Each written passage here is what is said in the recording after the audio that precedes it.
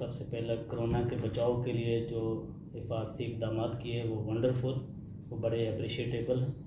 और दूसरा जो सबसे बड़ा इनका जो इनिशिएटिव है वो ये है कि इन्होंने वैक्सीन तमाम लोगों के लिए, यहाँ के जो एक्सपेट्रिएट्स हैं उनके लिए फ्री दी है, और उसके लिए मोटिवेट कर रहे हैं लोगों को कि आप आके लगवाएं। और वहाँ पे जो माहौल है, वहाँ पे जो जहाँ पे वैक्सीन लग रही है, जो इन्होंने सेंटर्स कैंप किए हैं, वो बड़ा अच्छा माहौल है वहाँ पे, और बड़ा अपीलिंग किस्म का माहौल है, और बड़े अच्छे तरीके से वहाँ पे ट्रीट किया जाता है लोगों को।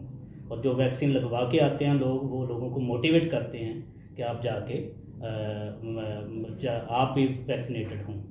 तो मैं स्पेशली इसमें जो है वो शुक्रिया अदा करता हूँ। और मैंने ज़ाती तौर पे, मेरी पूरी फैमिली ने, मेरे पूरे स्टाफ ने, मेरी कमाम ने सब वैक्सीनेटेड हो गए हैं। और मैं अपने पूरे